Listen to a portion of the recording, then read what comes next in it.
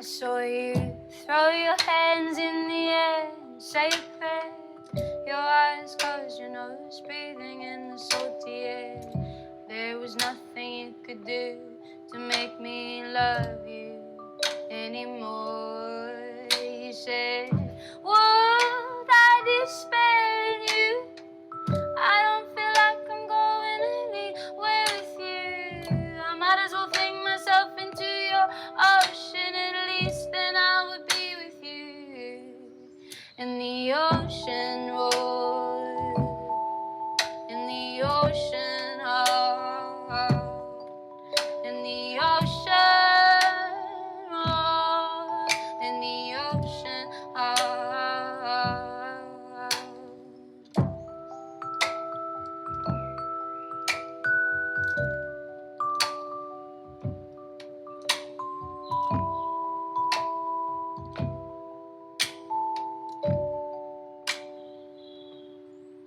So you jumped down from the cliff you climbed to, into paradise that lay below you. I could only stare and let my tears fall in the ocean. Goodness, as with all things fiber, it's addicting. How do I stop?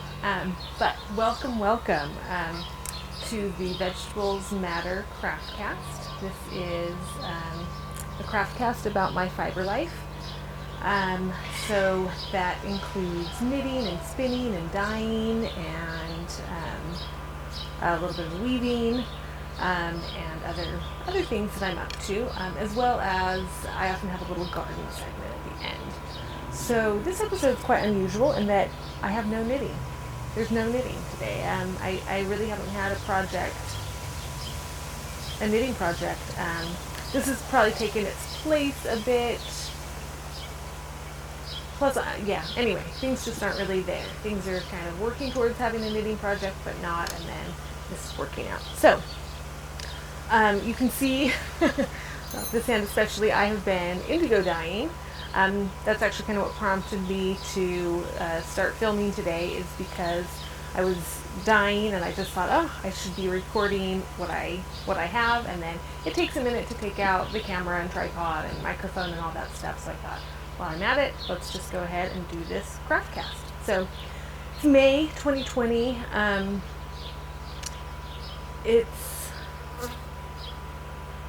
So much to say. It's still quarantine time, COVID-19. That's kind of what we're all dealing with.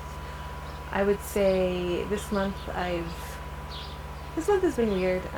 Definitely highs and lows, and feeling good about things, feeling motivated about things, and then not as well. Kind of some challenging things with the dogs. Well, with one of the dogs, Lupa. That's been, I don't want to get into it.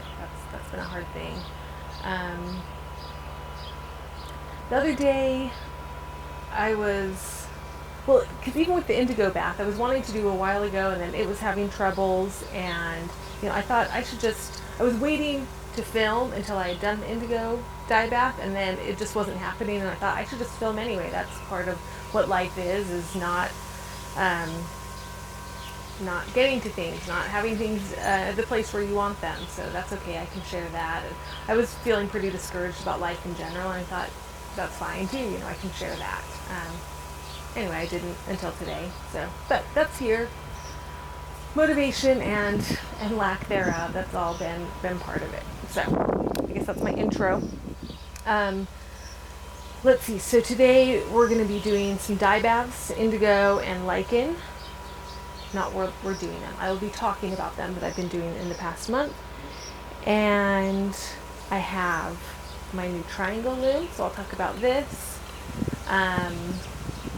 And I've got some mending and quite a bit of gardening and some spinning. So that's it for today.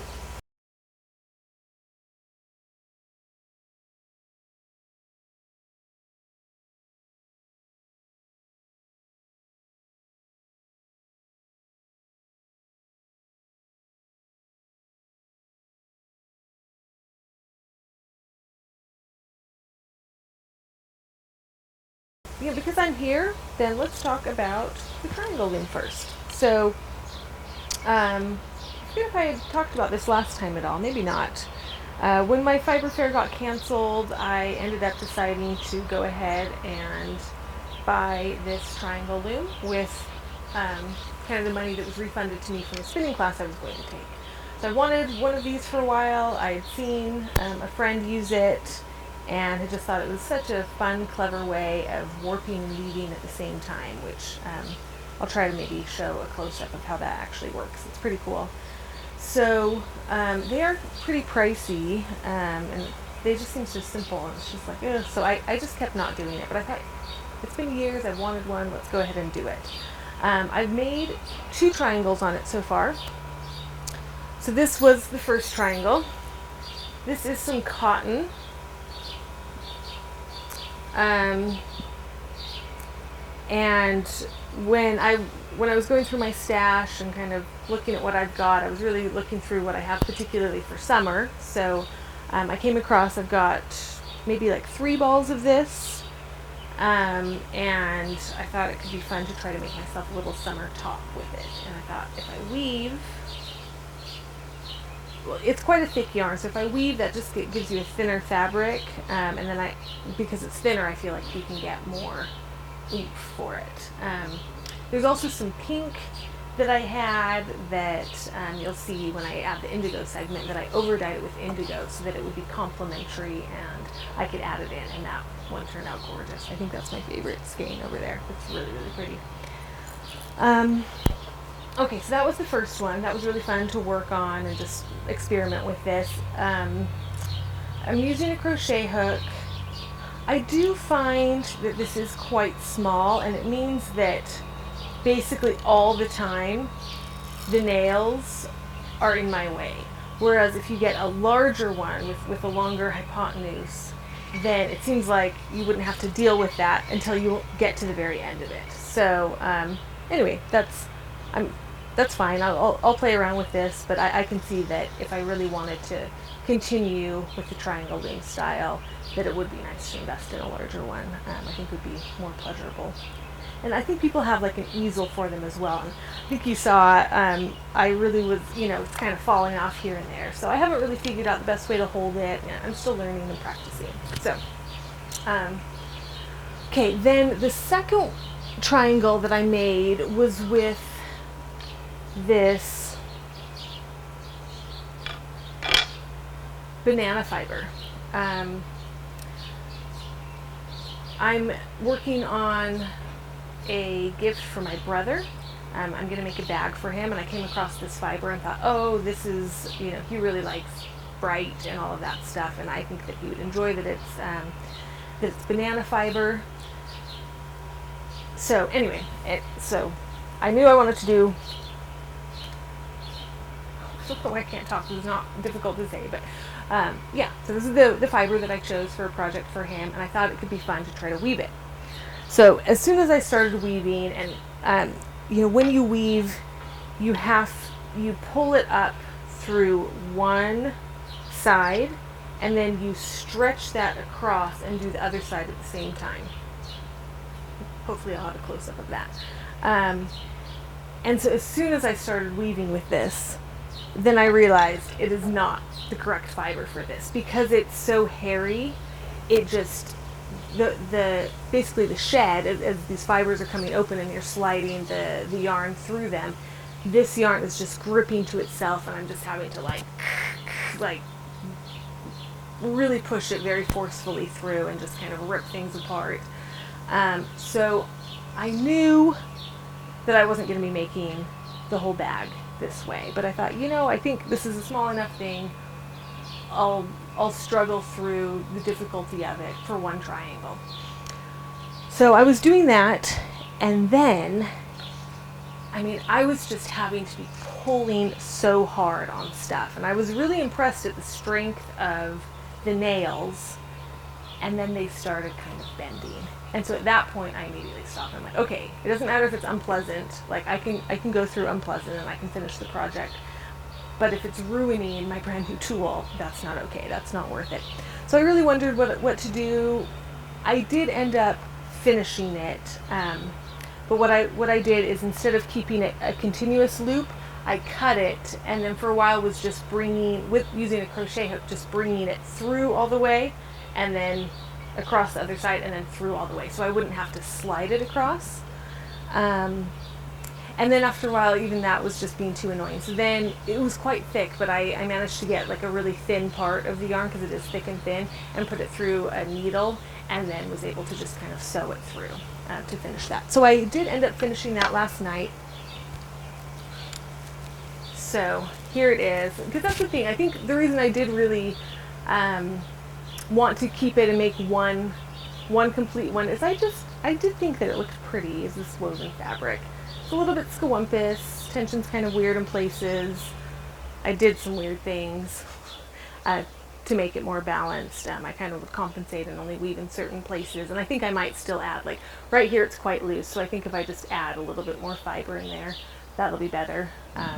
I also, as I continued on, I started skipping some nails. It was just being too crazy and dense, and so it's really thick and solid right here, and then it does get looser down here.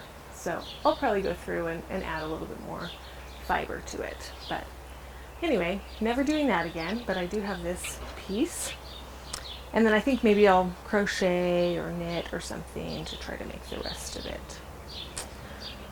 And then I decided, it was so funny when I started to film, it just felt so weird to just start the camera. I just felt really kind of awkward and weird, and I've really enjoyed how I've had just a knitting project or something the past few episodes, and so I didn't have a knitting project. I thought, oh, I'll just start one of these. So it was fun to just bust this out again and start a new triangle. Yeah, it'll be interesting to see how much I use this or not.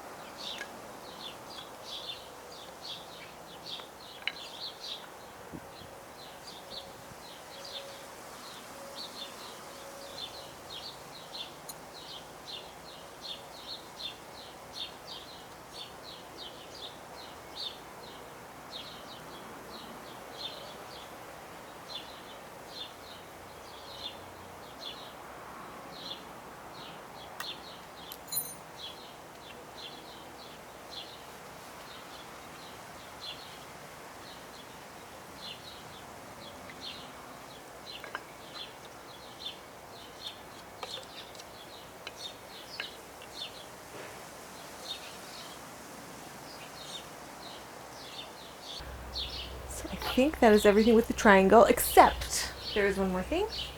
I found this tool very, very convenient, especially with the banana fiber. It was, I was really trying to pack things down so that there would be space for the next row of things. And at first I was just using my crochet hook and just kind of individually scooting things over, and I just thought, oh, this would be so nice. And I happen to have this weaving tool, and so it was fun to use this. I haven't really had the opportunity to use it yet. It's a beautiful tool. Okay, let's move on to dyeing now. I'm going to send you backwards in time, about an hour, to when I was doing the indigo dyeing. I took some footage from there. So, happy time traveling. Okay, so I guess I'll squat. I'm here at the dye pot. I've been really wanting to get this indigo bath going, and it's just taken a bit longer than I thought, because I had to dump out my one from last year and start over. The way that I've done it, it's not a particularly natural way. I got the dye from Dharma Trading Company, and along with it I got some Peoria dioxide, or they also call it thiox, or color remover. It's what takes the oxygen out of the vat. Anyway, so that's the way I'm doing it, and apparently this is not the type of vat that you can really keep going for a long time. I actually contacted them and asked about it, and they said, it really only lasts about a month. So I threw that out, started fresh. I do want to get better with indigo and do a lot more natural ways, but I remember when I bought this at the time, it's just like, I just want indigo, so I'm just going to buy it, do it simple and easy, and that's what I'm doing. So I'm out here doing it, and then I thought, this is like so fun and cool, so I might as well be recording it, because the other thing I've really been wanting to do is record an episode. So I thought I might as well combine the two. So I've already done a few that are hanging up, and let's do the next one. This is some cotton. When I soaked things, I was a little bit worried about this, and my worries were valid. I have some colored, some yellows and greens as well that I soaked it with, in pink, and it did kind of come off, but I figure I'm just going to be over dyeing it all, so who cares. So let's do this.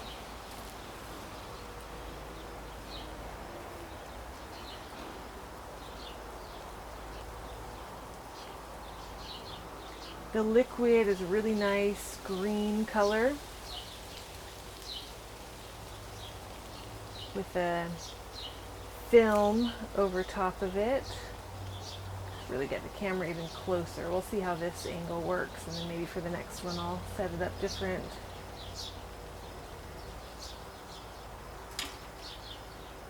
And I've already done one of these cottons. I'm hoping to get 2 different tones of blue. I'm just going to do this one once right now. Oh, okay, sorry, I forgot. I like to kind of start squeezing out the excess when I'm up here. I'm really trying not to get any air into the dye bath, because it is the oxidation process that turns it blue. So if it oxidizes in the pot, then it can't fix to the fiber anymore.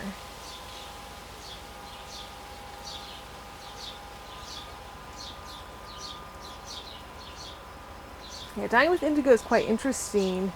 It's a very different process than other dyes, which chemically bond to the fiber using a mordant. With indigo, I don't know exactly. People always talk about it, but I wouldn't be able to explain it. Sorry, let's just show that though. It's turning from, I really love this color, but as it oxidizes, it'll turn more blue. Green. As it dries, and once I rinse it, it'll lose some of that color, but I think I'm going to try to keep this one a little bit lighter. I also might try to do an over dye so that I really am getting 2 distinct colors from this one skein of cotton yarn. So I'm going to hang this.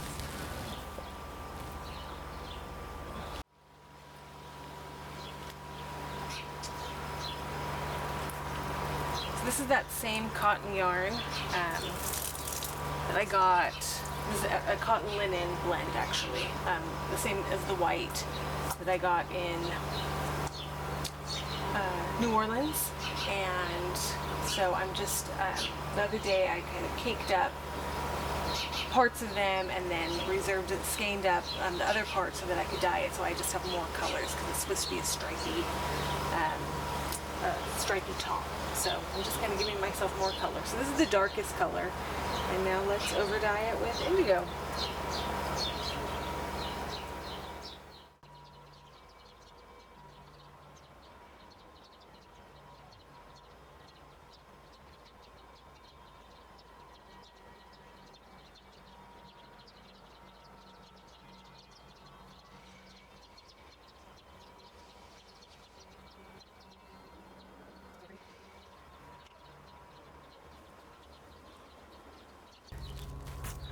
Okay, the next one, let's do the pink, or no?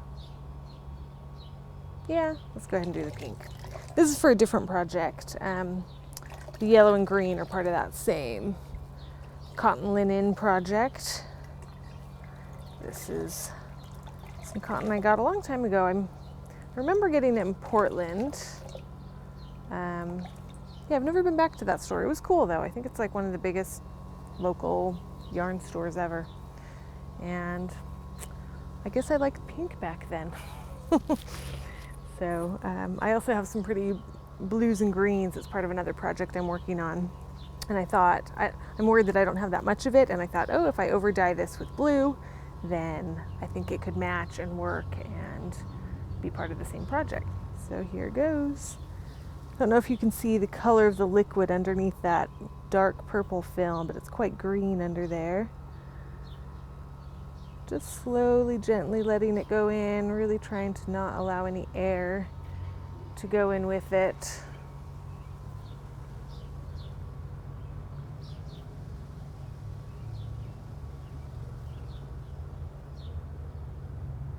People say that for darker blues, rather than leaving it in for a long time, it's much more effective to do multiple dips. So you can see I'm just kind of letting it all get submerged and then really bringing it right back out. So I can always dip more. And I do want kind of a purpley color. I don't want to completely hide the pinks underneath. Ooh, this is heavy for this little stick. The other skein was smaller. So let's start squeezing this out. Again, I'm squeezing this way so that the liquid can run down without creating splashes with oxygen coming in. So just kind of working it out. Last time I did have some rubber gloves for this, but when I grabbed them this time, I've never seen this before. But they were like really gunkified, so I probably do need gloves. It probably means this is weird and toxic and ate through the latex glove. But anyway, I guess I could have grabbed my dishwashing pair and sacrificed that. Ooh, oh, I like this so much better than the pink. That is so pretty. Yes, yes, yes. Look at that. Those are colors that I love. Some of it's still greeny. I'm opening it up and letting it oxygenate. I don't know if you can see that. It's hard to go back and forth to the camera right now too, because every time I do, I have to go inside and wash my hands. So I think I'm just gonna let whatever happens happen. So you can see I'm peeling this open and it's still really pink, but I think as it gets exposed to air, it gets more and more blue. I'm really excited about that one. That is pretty. I think it'll match nicely with the project I have for it to go with. Okay.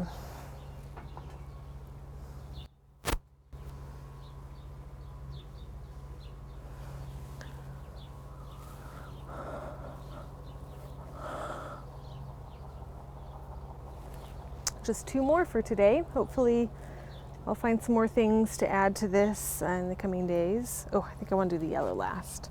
Let's do this other little green. Change the color.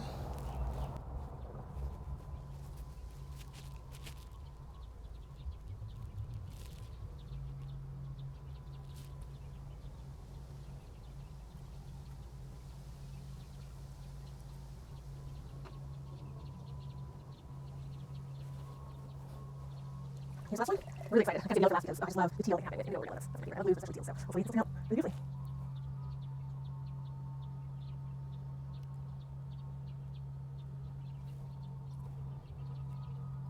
Yeah, I found that blues can be really dominant, so especially when over dyeing. I really don't want the blue to just completely take over it, so I have that color. So really not using this very long at all. Let's see if this changes. Transforms. Well, that area a little more before I decide if I want to do it or not. So. Darn. Right now, as I'm looking at it, I'm not seeing a big difference between the overdyed yellow and the overdyed green, which makes sense, but it is a little disappointing. There's a bit of yellow that shines through. We'll see. This overdyed pink, though, this one might be my favorite. I love the purples I got from that. Very cool. Okay, that's going to be it for now.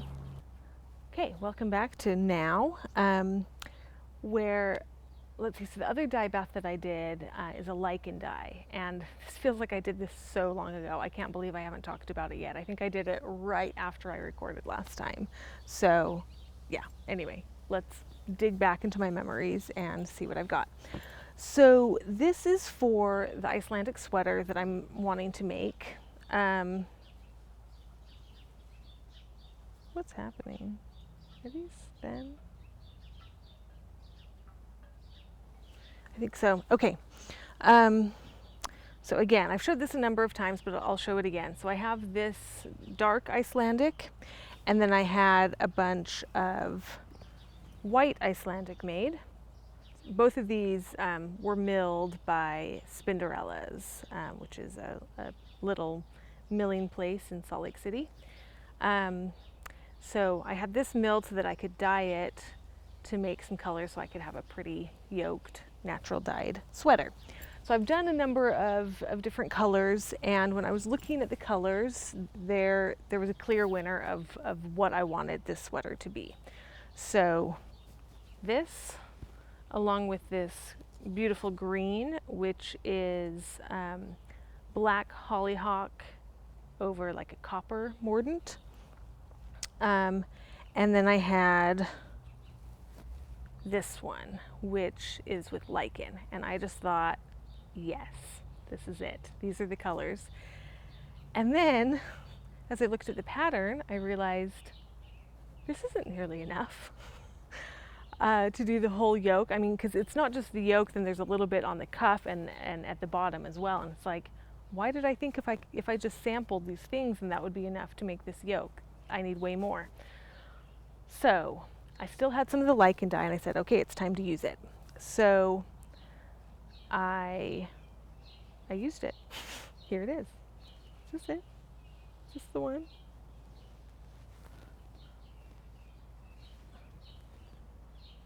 This might not even be the right one. I'm a little bit confused, but anyway. So I didn't know how much I would be able to dye with what I had left. And so I thought, you know, rather than just trying to spread it out and dye quite enough for this thing, what if I just dye almost enough for it, or what I think is a more appropriate amount. So I ended up dyeing this, and it dyed a more vivid color than what I had before. And I'm not that worried about these different shades that I have, because again, it's in different locations. So I think that I can put, you know, like the biggest thing here, and then I can be a slightly different color here and a slightly different color here, and I think it'll be fine. I think this is the wrong yarn. I've got another skein somewhere. This is not Icelandic. Anyway, but I do have 3 of the Icelandic. So I did another one. It turned out a little bit more vivid than what I had had before. And so I just thought, oh my gosh, I should have dyed more of it and had it match, because I still didn't have quite enough. So I went back, did some math, figured out how much more I would need. And then what I did, because I was just like, how could I possibly get more dye from this? So I took my container that had the lichen in it, and I had dumped off all of the liquid from there. But now what I did is I filled, like I put water in that jar, kind of shook it up to try to get more stuff out of it, and poured that into the exhaust dye bath from what I had before. So now I have the seconds plus some more stuff from the actual jar. And then I dyed this small little skein as well. And this is definitely a little bit more brown than the others, but again, like I said, I'm not concerned. I think it's close enough, and I now have enough of the lichen dye to make this work. So I'm really happy about that. Ta-da. I think the one that's actually the Icelandic instead of this other stuff, it matches the color a bit. Right now this is clearly more purple and pink, but I think the one that I have matches a little better. So now I just need to dye more of the hollyhock. That might be what this is. I think that's planning to get dyed with it, and I wanted to grow some hollyhock this year, although I think I wouldn't be able to harvest them till the next year. I think it's a biennial. But my seed place was out of the hollyhock, so instead I just ordered some more dye stuff from them, and I have that, so at some point I will get around to finishing that dye bath, and then I'll have all of my components and I can start knitting. I do have enough projects for the summer. I think like this is good because it's a knitting project and I don't have a lot of knitting projects now, but I think that it'll become fall. So I have enough time to get all my colors ready and then really get started on it. I take forever. I just plan, things are just years down the line. So that's okay. I'm patient.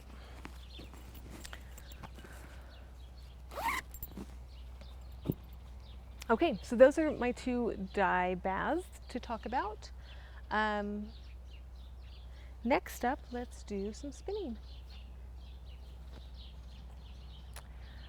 So again, yesterday I finished up the silk that I was spinning. I think I showed it last time, that I was just starting on it, and the coral.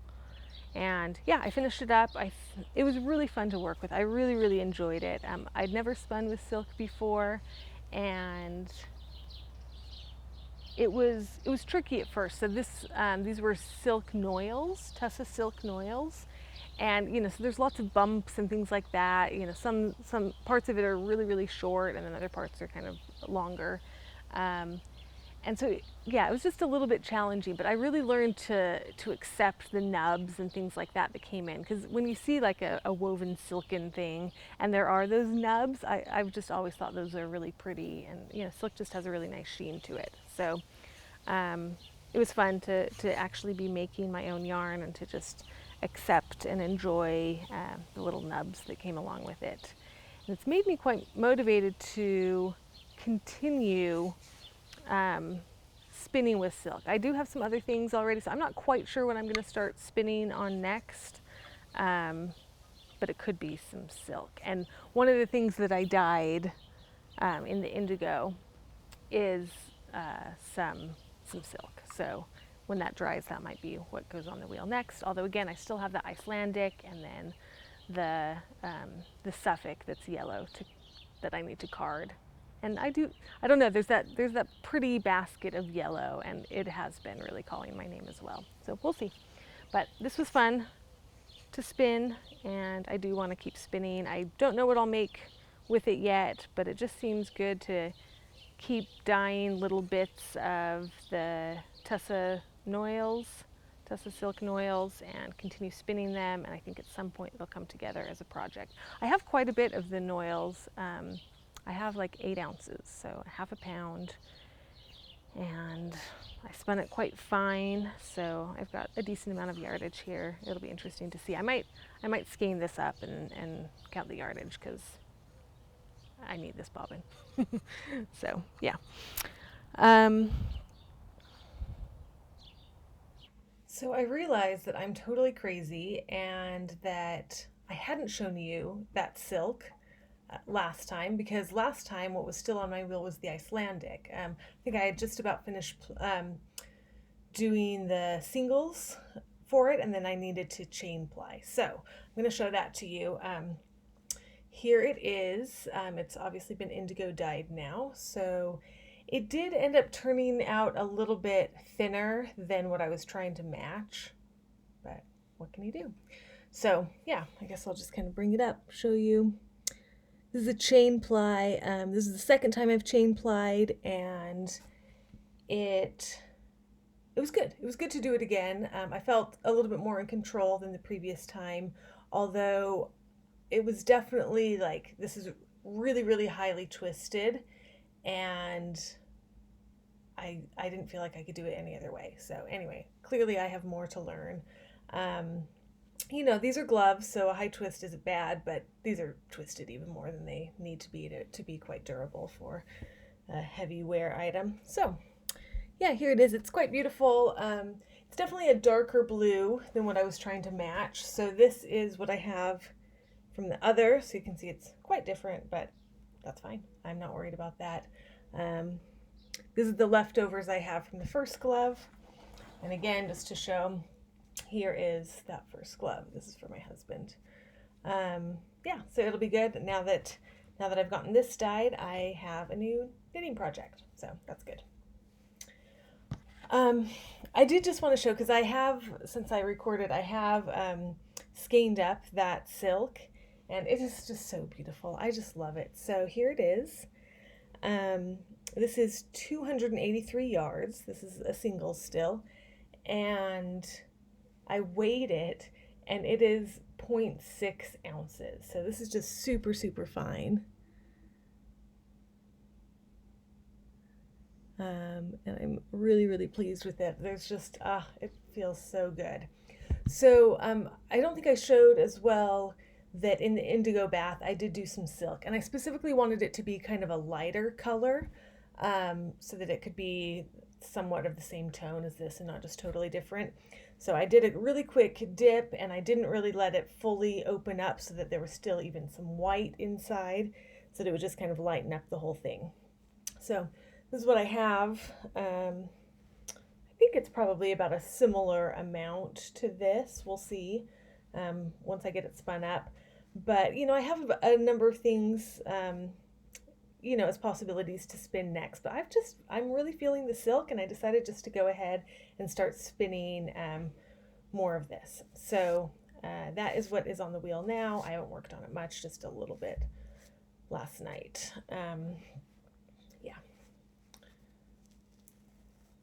Yeah, but I'm enjoying the silk. I'm really, really enjoying it. Okay, that's everything. In other spinning news, I have been working a bit on a drop spindle.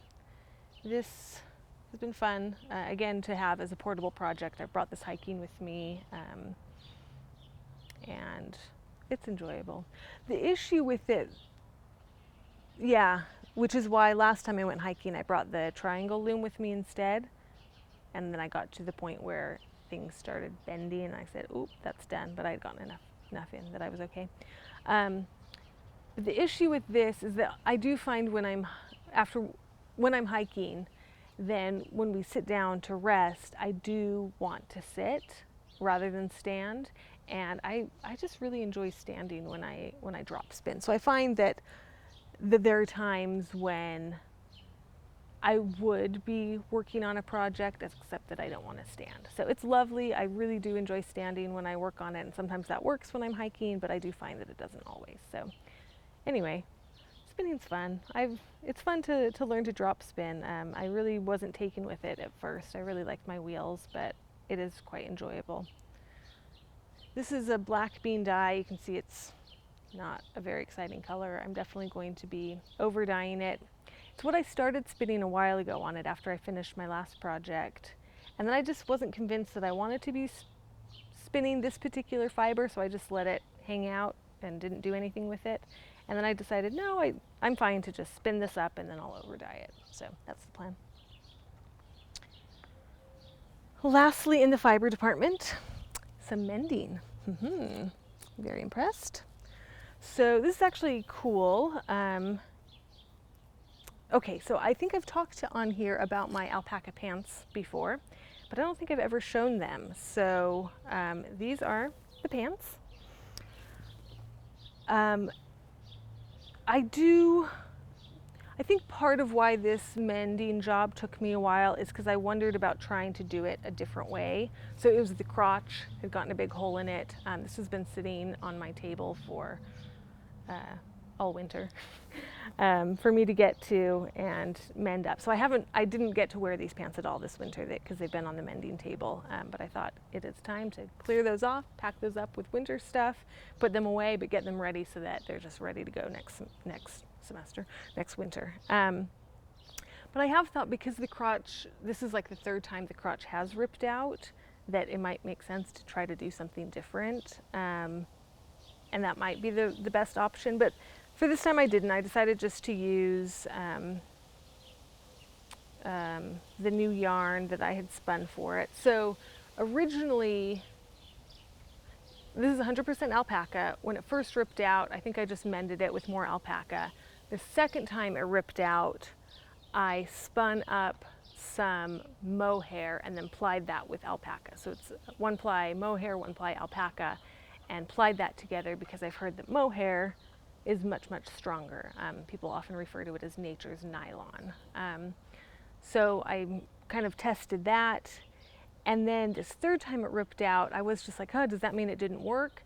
But it was in a different spot than what I had mended with the mohair. So you can see this shiny part, maybe you can see, maybe you can't, is the mohair, kind of that brighter, shiny color. And yeah, I forget exactly where I mended this time, but the new mend was in a different place than what I had mended before. So I thought, I'll try it this time.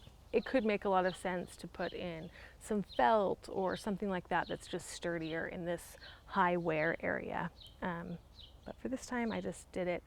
It's been sitting there for ages, and it took me 15 minutes. As soon as I was done, I was like, oh, I should do more mending. And then I thought, I kind of have this goal to like try to tackle mending once a month or so. And I was like, I'm also just off the hook for, at least another 2 or 3 weeks before I start feeling I need to be mending again. So the other thing that I wanted to talk about with these pants is something that I did do over the winter towards them. There were two repairs that this needed, and I did one, and now I finally did the second. I've talked about these before, and they would just kind of fall down. The pattern for this just had a ribbing, and that might work with wool, I don't know. But also, it's not the best option for pants, I don't think. The pants need something a little bit more. And so I debated different options, belt loops, whatever, but I opted to go for elastic. So these now have elastic in them, and I haven't properly worn them because the crotch has been ripped out. But yeah, they've been really comfortable, and when I've tried them on, it's felt really good. So I'm excited that these are ready to go for next year. Oh yeah, I don't think you can see. And there's the back.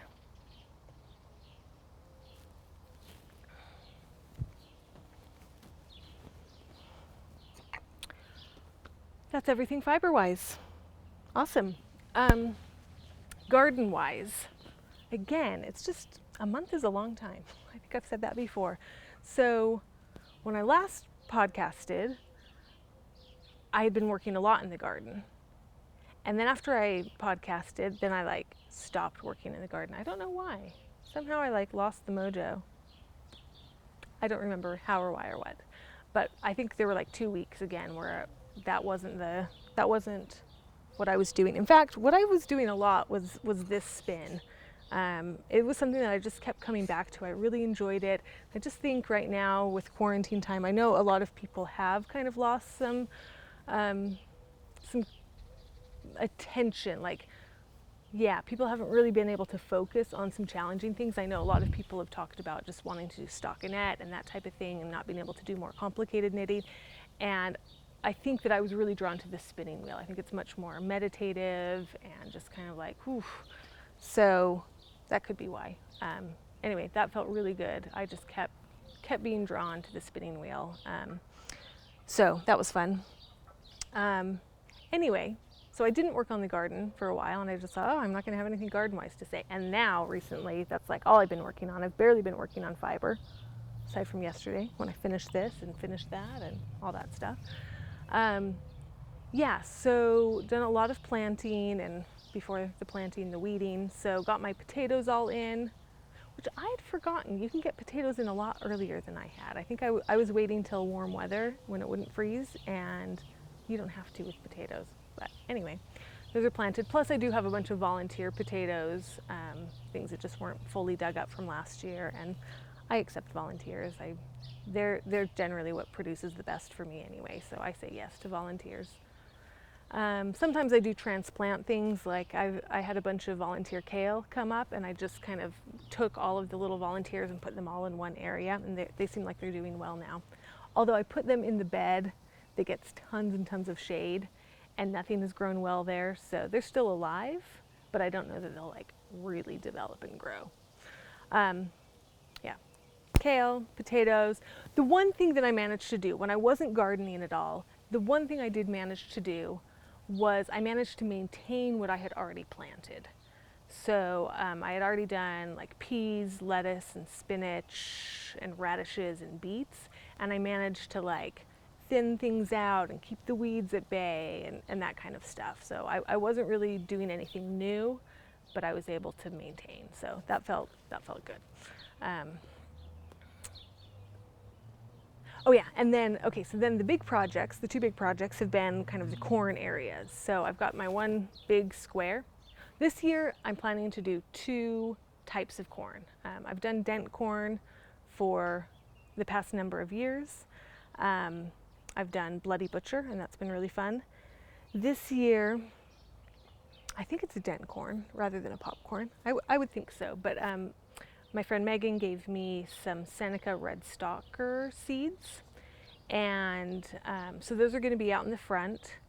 And I have done rows before. I've done rows, but then I have done like squash and beans up them as well.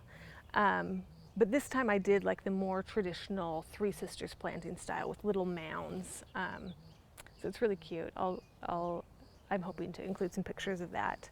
It was really fun to get that all ready.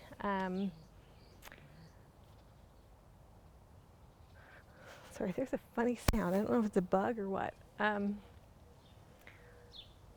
Yeah, so got the corn planted there, and then in the backyard, I'm planning to try sweet corn for my first time. So the backyard, I have grown corn in our planter boxes back here before, but I also have an issue back here because the chickens have access, and while they don't go for corn in particular, they scratch, and they've been really enjoying those beds. And I knew that they wouldn't allow anything to come up. I mean, those have been exposed for a while, and there's not a weed in them, you know, like the chickens are not letting anything. They scratch and scratch and scratch. So I kind of had a project where I got a roll of chicken wire, and then I put 2x4s, so I cut it into pieces and put stapled 2x4s on the sides of it so I could drape those over each of the beds. So I have that. I think it's doing what I need it to do right now. I do really want it. I think there could be a slightly, that's what it was. It's these birds. Is it a hummingbird? Huh.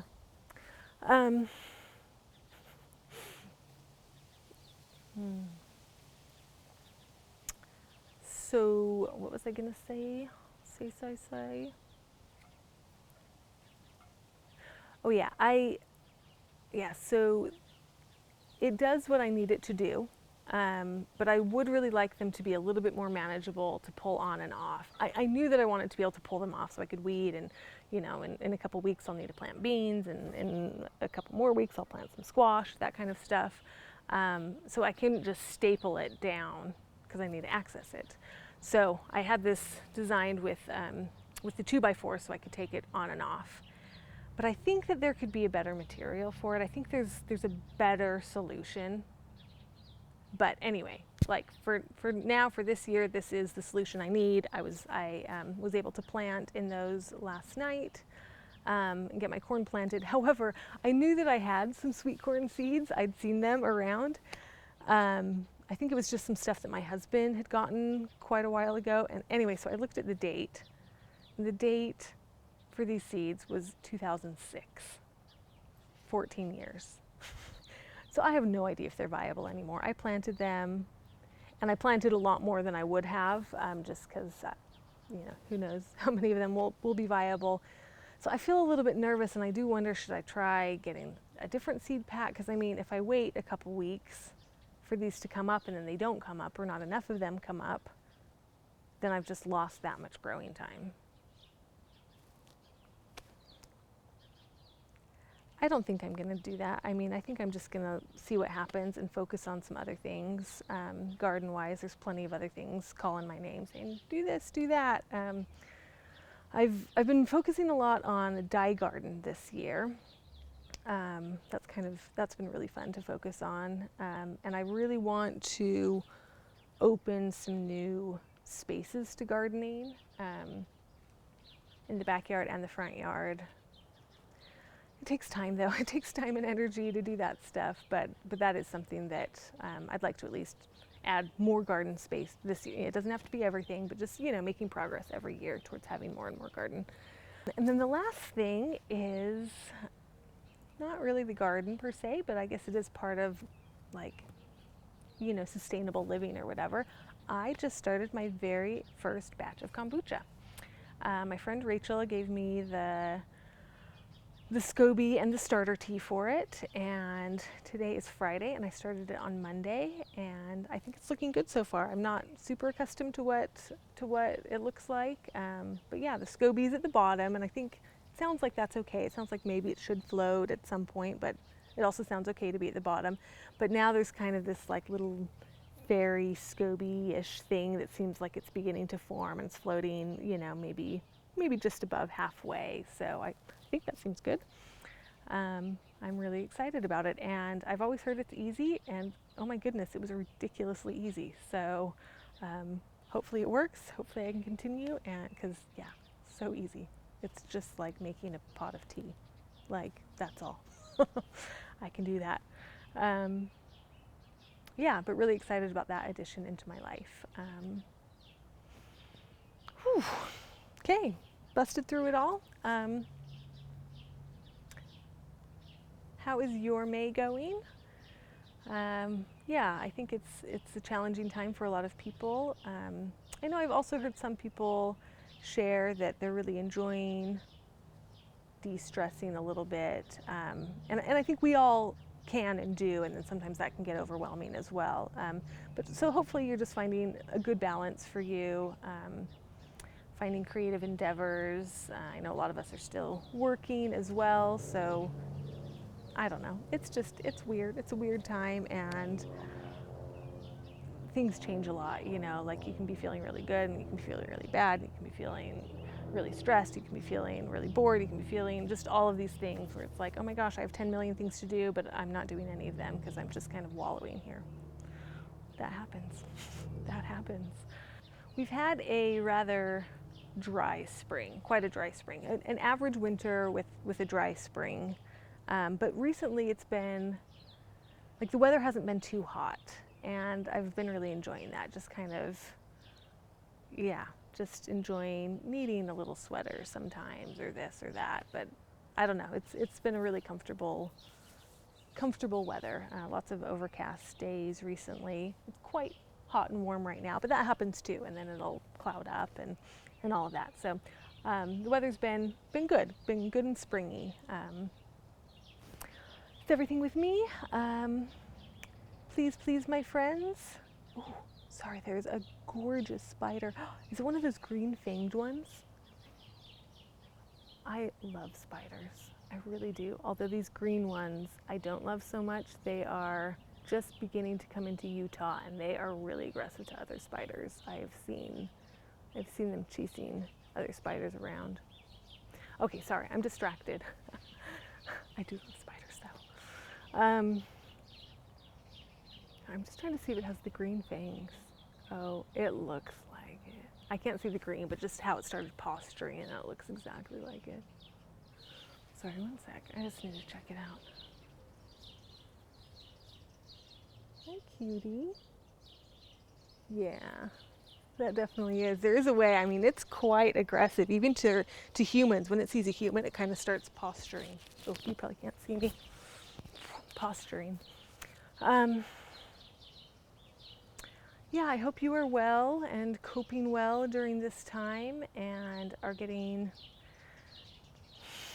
I don't know, just like food and housing. Like, I mean, for me, that's not an issue right now. And oh, I'm so sorry for people who that is. Like, is that an issue for you? Is that something you're worried about? I know here in Utah we have Food Not Bombs, which is provides lots of food for people, and it's just about ending food waste. And I've heard Melissa from Knitting the Stash was talking about a number of things food-wise that are happening in Indiana, in her area, which was really cool to hear about. So I hope that if you are having, I mean, yeah, unemployment issues and not able to afford a lot of things, I hope you can tap into some of the free food that is available. There is a lot of food. There's a lot of food going to waste in some way or another. So look for opportunities that way. Try to find that. Try to find assistance where you can. I think right now, I mean, anytime, hopefully, you can feel like you can ask for help, but especially right now, I think, you know, we are in this as a community, and there are people like me who are doing okay financially, and so I want to be able to help other people who aren't. You know, it's like that's important. So, okay, good to see you. Good to sit down and get these projects talked about, and I will see you next time in June. Bye.